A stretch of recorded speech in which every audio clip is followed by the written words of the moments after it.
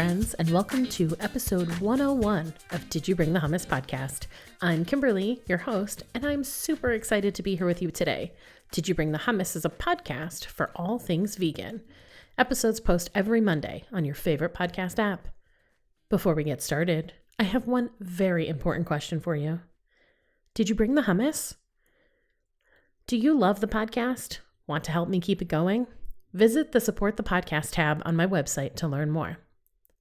Join me on alternating Mondays and Wednesdays at 8 p.m. Eastern for an hour of meditation. Sign-up options include individual sessions, a monthly subscription, or a 10-session package good for 6 months. I have joined forces with Jennifer Shlomovich of The Confident Vegan on a new project, That Vegan Morning Show, which airs on YouTube every Monday at 7 a.m. Eastern. Today, I am joined by Nisha Narang of Soulful Vegan and Leorah Clinical. Nisha is an experienced pharmaceutical and clinical research professional pioneering ethical innovation in healthcare development. With a Bachelor of Pharmacy and a Master of Science in Biochemical Pharmacology, Nisha has over 15 years of expertise in managing clinical research projects across regulatory guidelines and therapeutic areas. Her unique vision of combining scientific rigor with cruelty-free principles led to establishing Leorah Clinical, the world's first dedicated vegan-friendly clinical development consultancy. Through her leadership, Leorah Clinical helps companies develop innovative healthcare products that maintain excellence while adhering to ethical principles. Nisha's expertise spans clinical research and development, regulatory compliance, vegan-friendly innovation, and global project management, enabling Leorah Clinical to deliver comprehensive solutions that transform the future of healthcare development. In addition to her pioneering work at Leorah Clinical, Nisha is a passionate advocate for plant-based living. Through her coaching platform, Soulful Vegan, she empowers individuals to embrace a healthier lifestyle by offering personalized guidance on vegan nutrition and wellness. Her coaching sessions are rooted in compassion and tailored to help clients achieve their health goals while respecting their unique journeys. I was so excited to meet Nisha and learn more about the work she's doing. We talk so often about the cruelty in the animal agriculture industry because non-vegans always want to know what we eat and why. But there's a whole other industry full of cruelty. Nisha's work is combating that and showing the world there are alternatives. Hey, Nisha, welcome. I'm so excited to have you here today. Thank you, Kimberly. I'm so happy to be here too. I'd love for you to share your vegan journey. Awesome. So I became vegan in 2016, but I was vegetarian most of my life. So I have been vegetarian since 1993.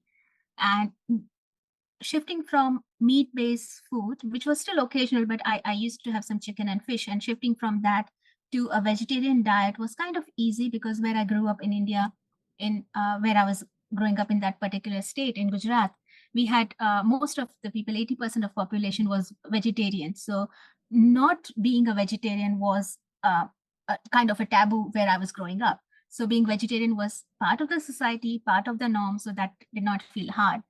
But when I did choose to become vegan, that is when it was like, because I guess the dairy products are not only for Indian culture specifically. Dairy products are not only part of your diet, but they are so deeply rooted in its the religious practices, the spiritual practices, there's so much nostalgia around it. Most of the sweets that I have ever liked were based on dairy products and stuff like that. So that transition was kind of me saying no to that food. For my family and for my loved ones, it was me saying no to everything I liked and me saying no to what they were offering to me. And your culture.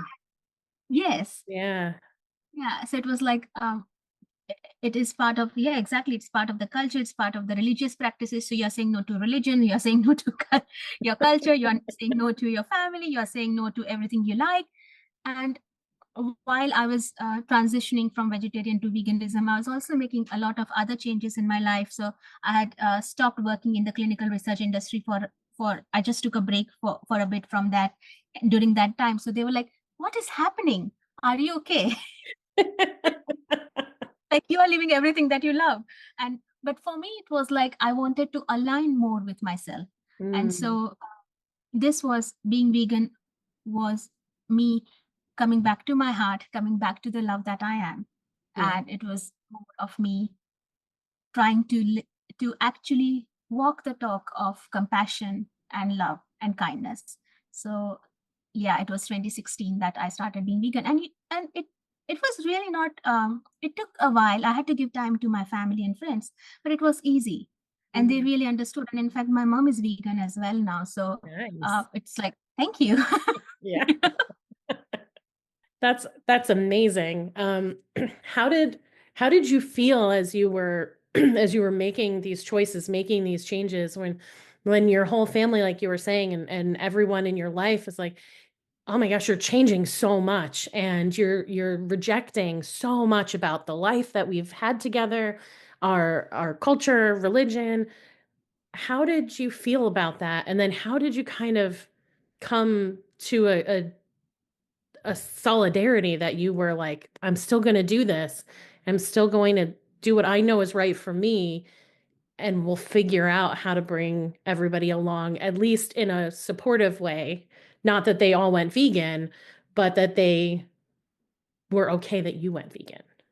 One good part for me was I was already in Australia by that time. So Australia Gold Coast is where I'm based right now, and I had already been living in Australia. So I first started transitioning in 2015. So I had that time to myself, and Mm, I knew what my family cared about the most, and that was my happiness. Like that is always the main thing, right?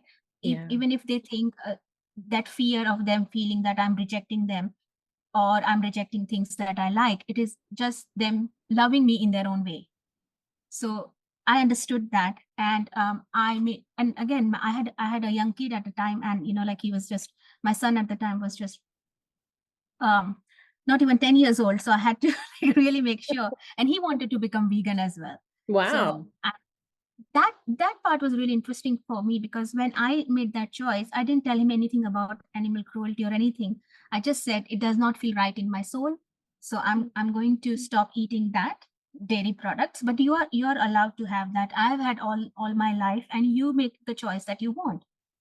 And he went, "Thank you. I don't want it anyways. I used to have it because you told me it was healthy." Oh. And I'm like, okay. So it's like there's the only time I have not liked you is when you have forced me to have milk, and I'm like, oh. So he was just waiting for this opportunity to be vegan. Can we do that? I thought we had to have milk for being healthy. And I said, I thought that too. But now that he was becoming vegan, I had a bit of, that added responsibility to make sure the nutritional aspect is Mm, looked after. yeah. So I'm a pharmacy graduate. I've done my master's in biochemical pharmacology, and I have been researcher all my life. So having science with everything that I do is just way of my being. So I started researching. I started understanding more about plant-based calcium, plant-based nutrition, and making sure that me and my son, we are getting enough nutrition and we are doing it the right way.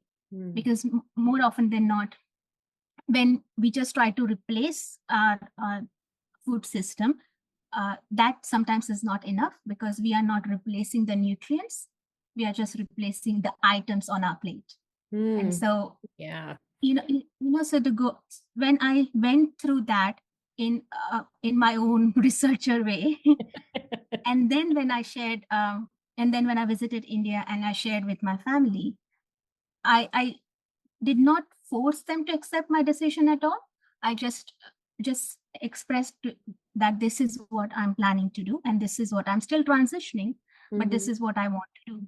So I first Mm. shared it with my mom and my close, means my uncle and aunts that extended their extended family, but they are really close to me. So I shared it with them, and they were like, yeah, but you like this and you like that. And I'm like, yeah, but that's okay. We can have some. And at the time, we did not have a lot of vegan options in India. At least I did not know of. So they were like, I'm like, we'll figure it out and we'll find some other alternatives. And Mm. then I remember very, very clearly when I was flying back just a day or two before I was flying back to India, sorry, flying back to Australia from India. I had my like my extended family come over to visit me, and one of my aunties, she woke up like 4 a.m. in the morning, cooked so many delicious things for me, and she had no idea about the whole vegan thing. I hadn't had a chance to talk with her, so I was like, and it had milk in it as well, and fresh butter and stuff in that. So I was okay. I had that small bites of everything, and then it was like a family dinner. And after the dinner, I shared with everyone that this was my last dairy-based dinner, and Mm-hmm. that's it. I'm not Okay. having animal products anymore, and I love you so much, and I appreciate your love, but I just don't want to have it. Mm-hmm. And they were like a bit shocked, but they accepted it. They're like, okay, so then what will you have next time? And I'm like, we'll figure it out next time. Yeah. Plenty of time to figure it out.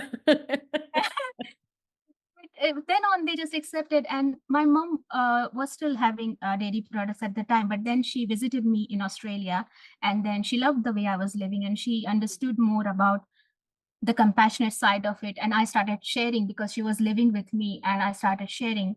So one of the things that I did ask her was, if you want to be with me and live with me, you have to be vegan. Like, you cannot be in this house and Mm-hmm. have dairy products or animal products. And she's like, I get it. So she thought she'll be vegan for a few months.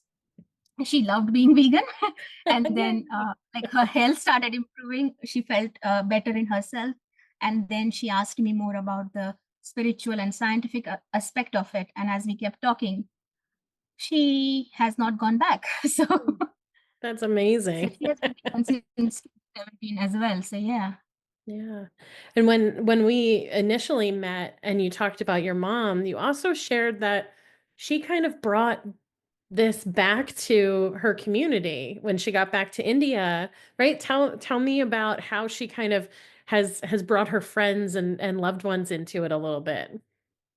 Yeah, so she is quite loved in our family and amongst her family and friends. So when she went back, so initially it was like everyone thought she was giving up dairy products just because of me.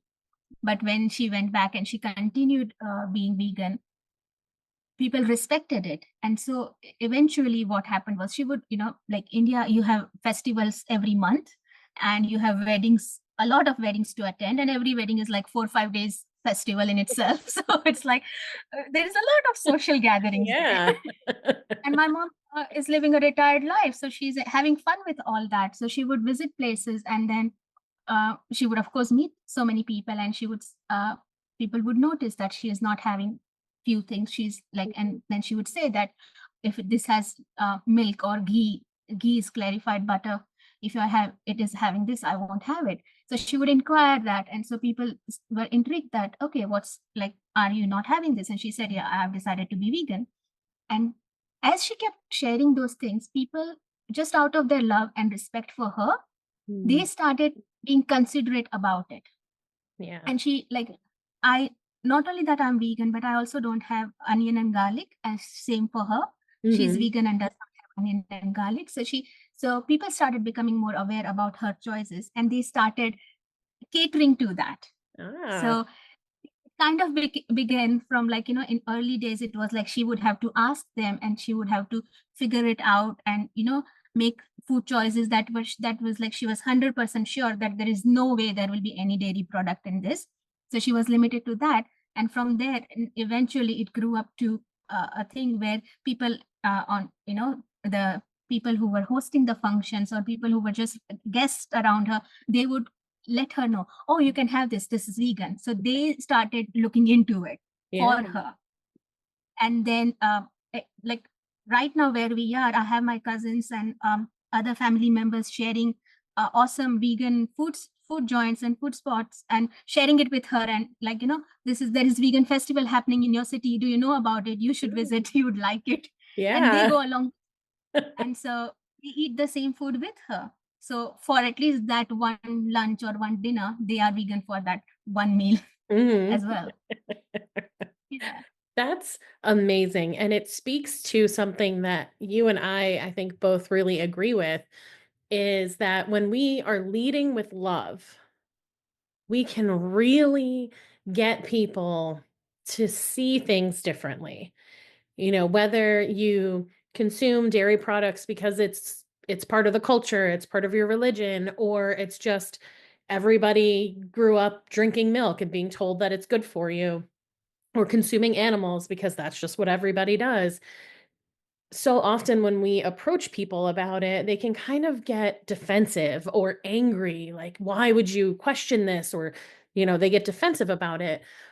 But when you can come at it from this place of just being just a lovely person, and then you can still share the reasons why, you know, that you can really just start trickling out to people who would think, I'd never go vegan, or I'd never eat a single vegan meal.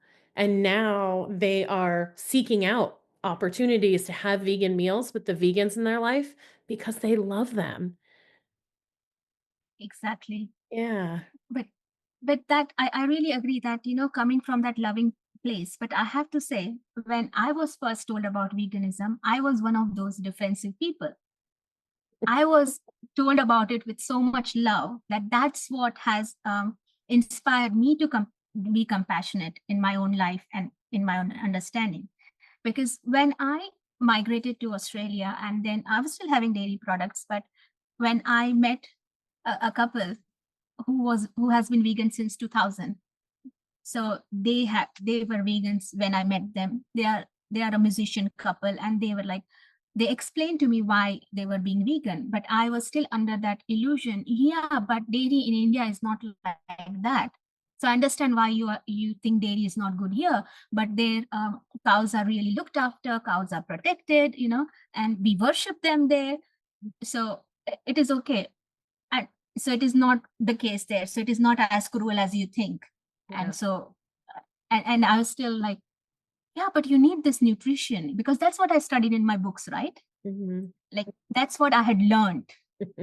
Yeah. And so I was like, I was committed to that at the time. I was not being rude to them, but I was definitely being defensive, because I truly believe that the picture and the image of dairy industry that they have is not the same that I have.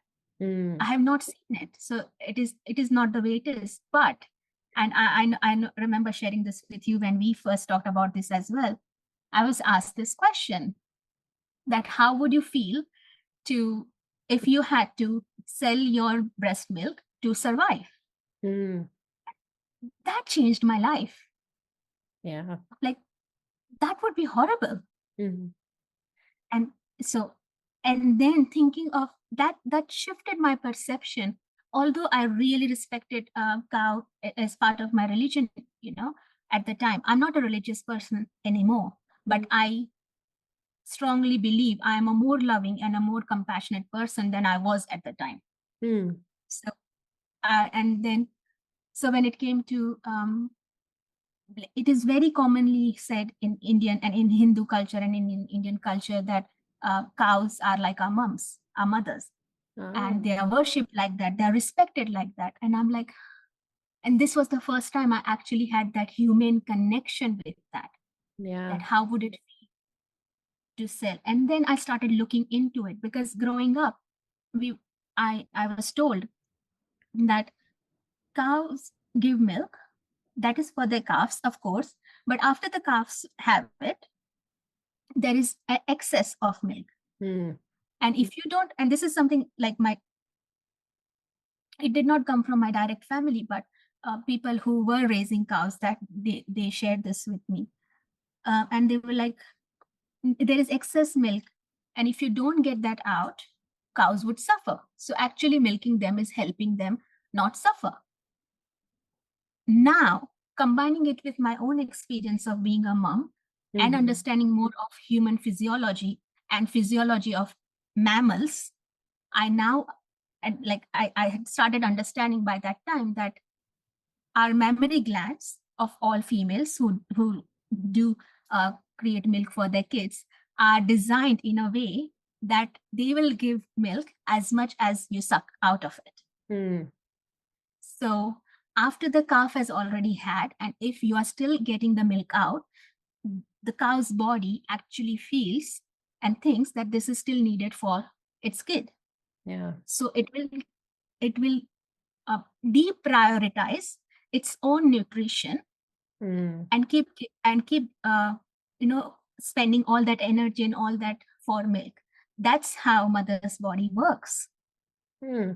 So that was like, so having that question and applying my understanding of biology, and then realizing that they are not pregnant all the times naturally. It is artificially impregnated thing, and that's how this happens. That was like, oh my God, how did I not know this? Yeah. How did I spend so many years of my life as a research, as a scientist who did it's her I did my master's in biochemical pharmacology, which is essentially understanding how your body reacts to drugs and other things that we ingest, and how, so it is about understanding the chemical reactions in your body, the biochemistry, and how and it's how we metabolize everything, and how we produce everything. And I'm like, how did I go through all those years of studying and being a really good student, having a gold medal in a few subjects, and still not knowing that this is artificially this is artificial insemination? And how do you go, how so that shattered my illusion. And I was like, I'm never going back. I cannot go back. Yeah. I cannot be that stupid and that ignorant and that deluded anymore. Yeah. It's interesting because I never knew a dairy farmer in my whole life, and I too grew up thinking that there was always excess milk, and Yeah. that there was just we needed to do it. It kept the cows healthy, and if they didn't get milked, they would get sick. And so it's like this universal lie that we are just told. And then yeah, it's interesting how many people, so I've talked to a lot of people about going vegan, and how many people don't even realize, oh, like, yeah, cows are mammals. They have to be pregnant in order to even produce milk. Oh, how does that happen? Like you're saying, now you find out, oh my gosh, they're being artificially inseminated. And then what happens to the babies when they're born? Now the babies are a competition for the milk. And Yeah.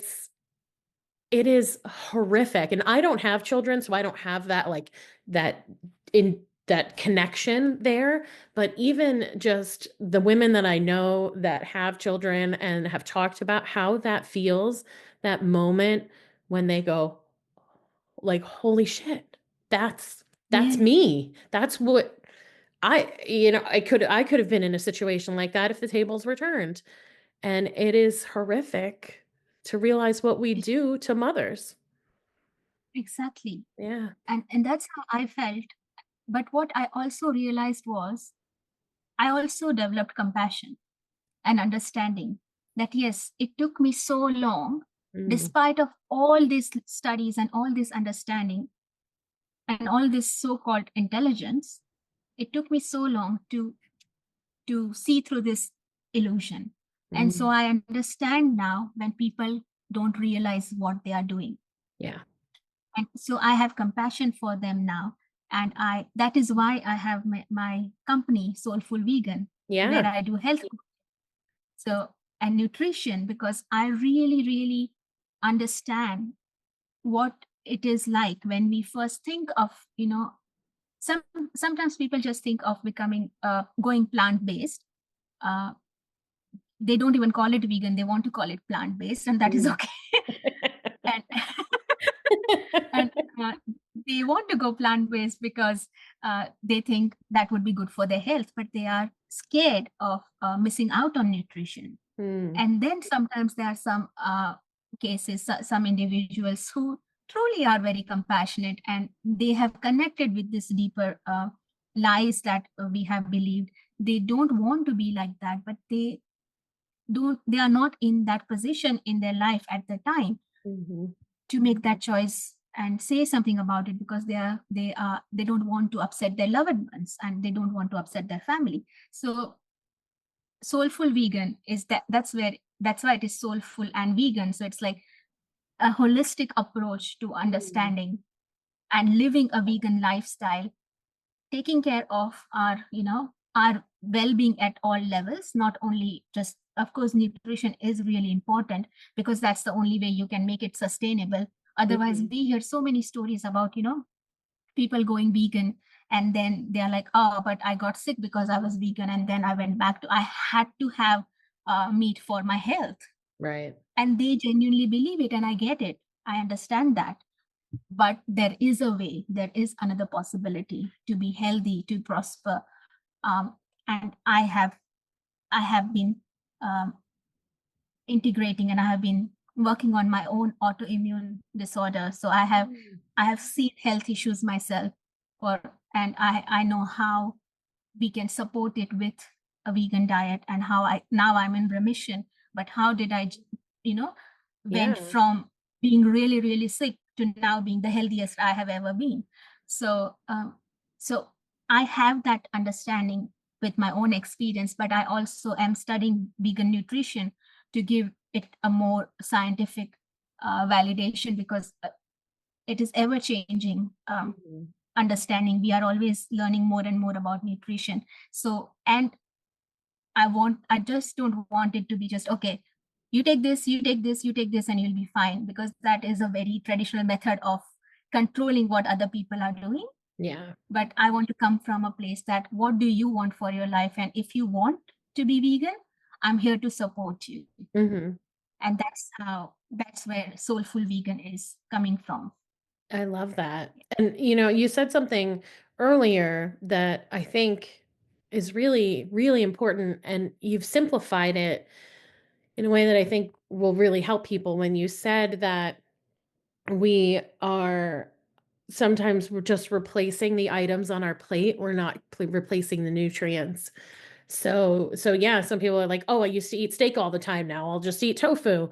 And then they're not considering what might my body have been used to getting, what was I getting from this that now maybe I'm not getting, but I could get from a different food, but I'm not thinking that, so I'm not adding that food in.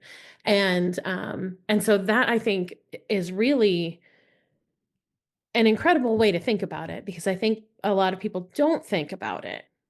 And so that's kind of part of what you're doing with Soulful Vegan, right? Is you're helping people understand it's not just swap A for B. It's also let's get a full picture of what you need and kind of figure out where to go from there.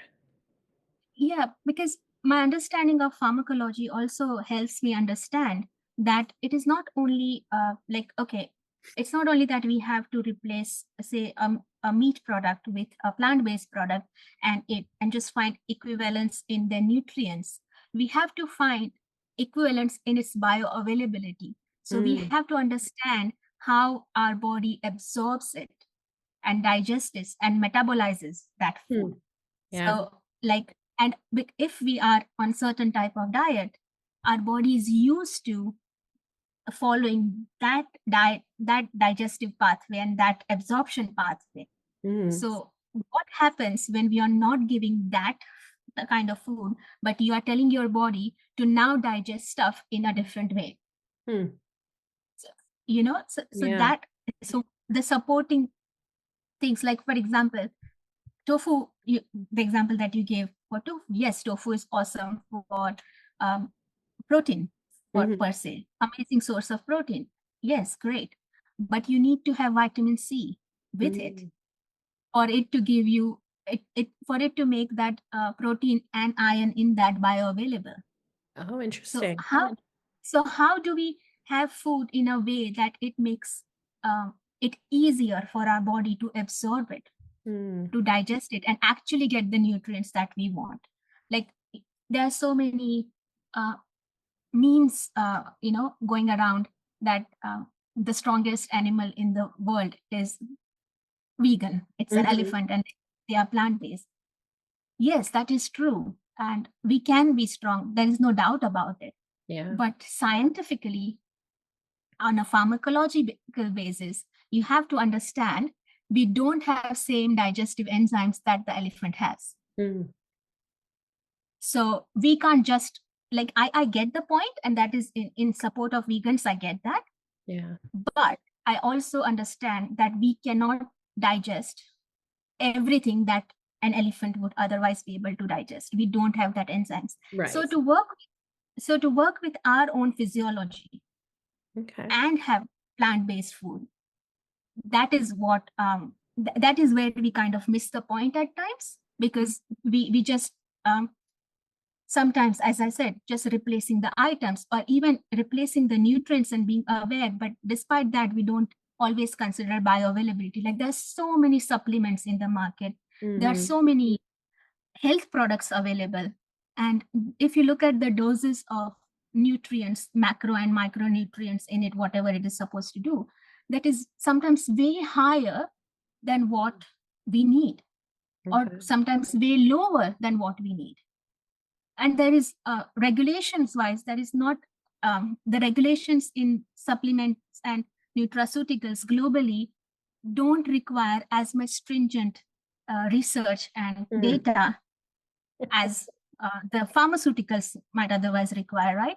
So that's again, that's where my another company, Leorah Clinical, comes into picture, because I realized in my own vegan journey that there is no clinical research organization that is completely dedicated only to vegan friendly products. And so when I started Leorah Clinical, because I have been working in clinical research since 2005. So I have that experience. I understand how the regulations work globally. So I wanted to give that skills to vegan friendly products. And when I started speaking with people, I realized before they reach to clinical trial stage, because clinical research is testing those products in humans. But before we reach that stage, you have to go through formulation. You have to have a proper formulation so that it can be absorbed properly. It can give you the therapeutic benefit or the supplemental benefit, whatever we are looking at for that product, to do what we actually wanted to do. So I collaborated with people who knew about it, and then now Leorah is in position to help anyone come up with whether they want to make a cosmetic product or a healthcare product or nutraceutical supplement, whatever. And even if they're not very clear, but they think they want to do something with, say, one like algae or something like that, we have that team, and I have that expertise where we can help them guide through formulation aspect, regulatory aspects, testing aspects, finding the raw material provider, making it sustainable if they wanted to, and doing the regulatory package for them, as well as helping them do human studies if they want to. And if they are into pharmaceuticals, and if they are looking at non-animal models of experiments and getting that through regulatory, I work with organizations for that as well. So we can collaborate with them and we can make that happen as well. So my dream is to be in a world where we can have any healthcare product that we want, and that can still be vegan friendly. It doesn't have, like, right now it is like the way the regulations are, every pharmaceutical product has to go through some sort of animal testing. But we do have so many non-animal models that we can use, and people are waking up to that. Regulatory is becoming more accepting of that, and I want to be in that position where I can support people to make that a reality. So that's where Leorah Clinical comes into the picture. That's amazing. Is it only in Australia that you can support, or can you support people kind of around the world? Fortunately, with internet and this time, I can support anyone around the world. That's And awesome. in fact, my team is my team of people that I collaborate with, they are international. So my formulation happens, some people for formulations are based in Australia, but some people so I have found people who are expert in their own area. So if it is cosmetic, I know who to go to. If it is supplement, I know who to go to. If it is about probiotics, I know who I need to contact. So, but of course, I have an oversight of everything because I want to give the highest standards Mm. to my clients. So there will always be my oversight, but I know, like, people who know what they're doing, and Mm-hmm. then their expertise to get the product up and running. Yeah. So Yeah. that they're spread across Australia, India, USA, Canada, and I'm talking with someone in Brazil as well. So yeah. Nice. That's so cool. That's amazing. As you were talking about it, I was like, oh, I'm sitting here thinking, I hope that this is more than just Australia, because there have got to be so many people that have these great ideas and they don't know where to start and who to go to. And now when they hear you here on this podcast, they're going to know exactly who to go to get started Uh, in their dream to help fulfill your dream. And that is so cool. I just love it. And I'm so thankful that you're doing this. I really love it too.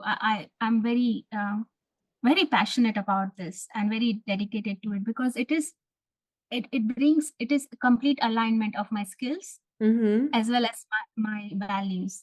Yeah, So both these companies together fulfill me in that way, because I can give all of me.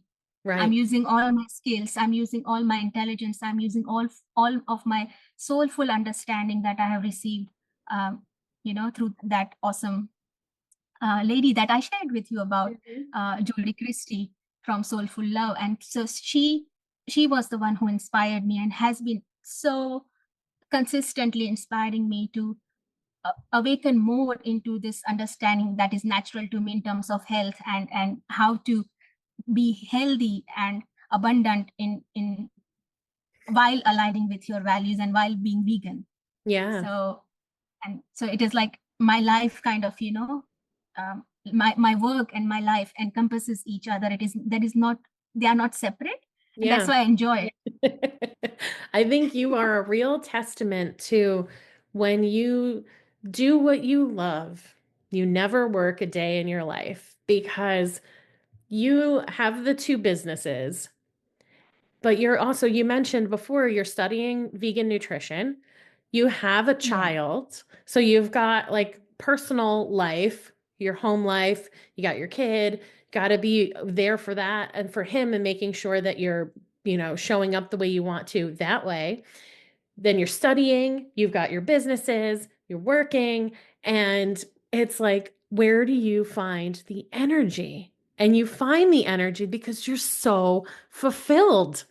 And that is exactly. just mind blowing. And you always have a glow every time I see you on a call when we meet up during the vegan business tribe. And even now, it's not the lighting, it's your face, you know? You knew what I was going to say. Yeah. Yeah. Yeah, What I an was going to say it's just the inspiration. lighting, but you. No, Yeah, really, such an inspiration. Yeah. that's exactly right, Kimberly. It's like I am the healthiest I have ever been. I'm the happiest I have ever been, Mm, because it is aligned. Even my work, although they are not focused on vegan specific products, the team is amazing. They are very kind, empathetic people. They are intelligent, caring people, very mm, creative, very respectful. And so, like, everyone around me is, I have seen people changing with my choices. And that goes back to the point that you were saying. When we come from that loving, compassionate place in our heart, yeah. it there is that effect. You don't have to force your choices on anyone. People Right. start accepting you for who you are, Yeah. because I accept them for who they are. I really understand if they are not ready to leave their uh, meat or their dairy. I get it, Mhm. but if they want to, I'm here to help them. Yeah. Yeah. Yeah. If we could go back to that for a minute, can you share some examples for people who are really interested in this idea of, okay, right, I can't just swap A for B. How do I find things or eat things together that are enhancing that bioavailability? Just a couple of examples. We don't have to get too deep, but just something for people to kind of take away and go, oh, I'll start incorporating that. Like very simple thing is having a source of vitamin C with every meal that we have. So like our body does not actually store vitamin C. So it will just use what we need, and there will be some in circulation, but it is not going to store it. So it is good to have, like, say, have capsicum or tomatoes Mm-hmm. with, with every meal you have. So you're having some food that is really rich in protein. Have some salad with it that has tomato or beetroot. Okay. Just, yeah, so those are really good sources. Even coriander, like, there are so many times, like, coming from India, like, in Indian food has so much coriander in it. Coriander is a very good source of vitamin C as well. So Okay. you could just, garnish your food with coriander. So that gives you, all those things helps your body digest and absorb whatever nutrients are already present in the food. So it enhances Okay. the bioavailability of the food that you're having. Got it. Okay. That is very helpful and very delicious. Yes, that's the thing. Like, my food has to be tasty and nutritious. Mm-hmm. It has to have both. And I also think some food are better, like, when it comes to broccoli, it is better to steam it Mm. rather than cook it too much, Okay. or like stir fry. So it would still have its amazing phytonutrients, but if you were to steam it, uh, and then just add some olive oil or some sesame seed oil to it, if Mhm. you want it, Yeah. so just some oregano and some Ooh. salt, Yeah. just simple. And so oregano will help you again digest it. So adding spices. So that is something that I want to talk more about, and I want to create a handbook of how to use spices to help. So Yes. to help, I love playing with spices. So just having that, or if you are cooking lentils, make sure you are adding cumin to it for better digestion. Small things, small additions like that. It Yeah. doesn't have to be a big effort to it. Just being more aware and more conscious that how do we balance what we are having. Okay. Yeah. That sounds great and easy. I appreciate the very simple additions for people to not get overwhelmed by it. Yeah. Exactly, because otherwise it is not sustainable. Right. Yeah. Like, I am, as you already shared, like, I am trying to working on two businesses, studying, having a full-time job. I homeschool my son, so I spend a lot of time with him. Mhm. It is not that I get, like, I send him to school and I'm free, for I have time for myself or to do other things. I Right. am always with him in that way. So I have amazing, awesome life, full of love and full of things that I love doing, and I love cooking, but that also means that I don't always have a lot of time to cook. Yeah. So my meals have to be quick. So Mhm. sometimes it's like I have 1 hour that is all for cooking, cleaning, eating, all of Okay. it, you know? So, Yeah. and that is like the meal for the day. Yeah. That's it. So that's why I always find easy but healthy and yummy recipes. I just keep experimenting, and Mhm. as I said, it is just simple. Keep it simple. Have some simple additions to it, and make it like simple. You are adding turmeric to anything, great. Make sure there is some oil in it, because turmeric is not. It does not dissolve in water. It needs some oil, and have a pinch of pepper maybe, so that it is Mm. more bioavailable. Let's keep it simple. Okay. Yeah, What's your favorite quick meal? many. I love tofu scrambled, scrambled tofu. Yeah, Yeah. I love, and I just like it very simple. Just some turmeric, salt, and a bit of pepper or cayenne, and some tomatoes, and that's it. Okay. Really simple. Yeah. All right. Do you put that But on like some bread or you just eat it in a bowl? Like with I do like it with bread. yeah. But sometimes I'm like, I I, I don't have wheat. I Okay. follow gluten-free diet, so Mhm. I I have to find really yummy gluten-free bread, and I have found a few. Oh, you have. So yeah, yeah. Australia is amazing like that. I have not So yet found that. Recently, I found recently really yummy chickpea flour bread, and I'm like, I love chickpea flour in anything. So, Okay. yeah, yeah, but I'm also very happy with rice as well. So, not with scrambled tofu, but just having rice with lentils. Hmm. That's just make lentil curries. Cool. I have a couple of years ago, a doctor told me that I was developing rheumatoid arthritis, which scared me at first, but then I kind of, with the doctor, she also said some other things to me that made me question, should this doctor even have a license?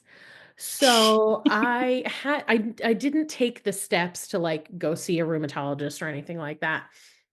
But what I have been noticing over those years and leading up to even hearing that from a doctor was like stiffness in my joints, things I couldn't explain, like that kind of feeling. Sometimes my whole body would feel like it had been full of cement. Yeah, And it's really terrible and it totally tanks your energy. But when I am conscious of what I am eating and I'm yeah, not leaning on the convenience food, vegan foods, it makes a world of difference in how I feel. And so when yes, you're saying that you have like, you took this seriously and you ate the healthiest and you really took care of yourself, what a light at the end of the tunnel for those of us who haven't quite figured that out yet. yeah, And to, and yeah, yeah, keep going. no, you go ahead. No, I was just this. I wanted to share this part. You know how you shared. The doctor said you were developing rheumatoid arthritis and other things. One thing I highly recommend anyone who wants to focus on their health, who are wanting to become vegan, get their blood tests done. Mm, Understand what their baseline levels are. So yeah. before they go vegan, because quite often when we do go vegan, we start seeing the after effects of our non-vegan lifestyle, and we blame it to veganism. So it is really good to understand what is our vitamin B levels, what is our magnesium levels, all those Hmm. basic levels. There is a whole different story, like that those tests are very they are not accurate. Those Mm, ranges are not accurate. yeah. I get that. There is a lot of biases when those so-called normal and standardized values were defined. There is gender bias there. There is, racial bias there. I get that. Yeah. But I also understand that despite that, it is still a good um, baseline to look at. It Hmm. is an indicator that helps us understand where we are. So, Yeah. and then coming back to your own your health aspect that you shared, if I was coaching you, if we were talking about your health, I would also consider your hormonal balance. Mm, I would also consider your vitamin D levels. right. I would also consider your thyroid. I would also consider your glucose and insulin mechanism, because all these things is rheumatoid arthritis or anything like that, the chronic illnesses that we talk about, they are an after effect of a longer term journey of lack of nutrients in Mm, some way, form, or manner. It is yeah. also a result of stress, cortisol levels, so many things around that. And treating rheumatoid arthritis, yes, it can give relief, but the way I work with my clients and I work with myself is finding the root cause. Mm, And, and yeah. just working with that and making small changes right now. Have anyone having rheumatoid arthritis? Have some dried ginger powder, have some fenugreek in your diet, Yeah. depending on whether it suits your body or not, because it wouldn't suit everyone's body. For some people it can be too much, so always do it under some guidance who understands how these herbs works. Hmm. But include that in your diet, and within a month you will see the difference. Wow. Okay. Very cool. Nisha, I could talk to you for the rest of the night, but we want to be mindful of schedules and time. And I've got one more question for you. Yes. How does hummus show up in your life? Almost every day, almost, if not every day, because it is so easy. And when you actually ask me one of my favorite food, I'm like, that is my go-to, but I want to wait. Good Because call.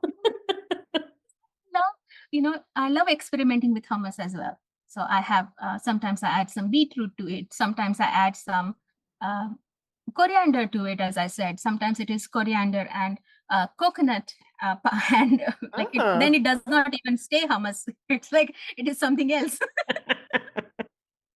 because I'm adding coriander and ginger and coconut. It's like a chutney from India, but the basic hummus recipe stays the same. And then coriander helps me with my health issues and it helps me with vitamin C. So it makes hummus more bioavailable. So I can absorb more of energy from it. I can absorb more calcium from the tahini that I would use in it. So, and more manganese from, the tahini paste and stuff like that. So yeah, I kind of mix it with different things depending on what I feel on that day. Sometimes it just has some pickles. So yeah. Oh, hummus and pickles, so good. And just some, thinly sliced capsicum, Mm-hmm. and just I love it. And some carrots, fresh carrots, some capsicum, and just have it with hummus. I love that. Yeah. Oh, so good. Oh my goodness. I wish we could have dinner together. Oh, yum! I would cook. That would be fine with me. Nisha, thank you so, so much for joining me tonight. I cannot wait for my listeners to hear this episode. They're going to learn so much and be so inspired. Thank you. Thank you for giving me this opportunity to share my journey and to share my passion about veganism. Welcome back. Nisha is such a kind and beautiful soul. I hope we one day can find ourselves on the same continent and can meet up in person for that dinner. To connect with Nisha for vegan product development and collaborate to bring your cruelty-free product ideas to life, you can book a consultation at leorahclinical.com/consultation. For science-based vegan health coaching, starting your journey toward optimal health with personalized coaching plans, choose a plan that works for you at soulfulvegan.com.au/coaching. Of course, you'll find these links in the show notes. I hope you found this episode helpful and inspiring. Please subscribe to the podcast so you never miss an episode. And if you're loving it, please give Did You Bring the Hummus a 5-star rating and leave a review. It's an easy way to keep supporting the show. Be sure to share these episodes with your friends. If you're finding something good here, they will too. If you're a vegan or know a vegan who would be a great fit for the podcast, follow the Be a Guest link in the show notes. Fill out the quiz and I'll be in touch. Get on my mailing list and stay up to date on all things Did You Bring the Hummus? Get more info on how you can sign up for meditation, one of my programs, or to support the podcast via the links in the show notes. Follow me on Facebook and Instagram at Did You Bring the Hummus, and visit my website, didyouBringTheHummus.com, for more information about me, updates on what I'm working on, new podcast episodes, and all things vegan. Finally, I would love to hear from you. What do you need help with? Is there a topic you want to hear covered on a future episode? DM me on Instagram or send me an email at info@didyouBringTheHummus.com. Thanks for listening.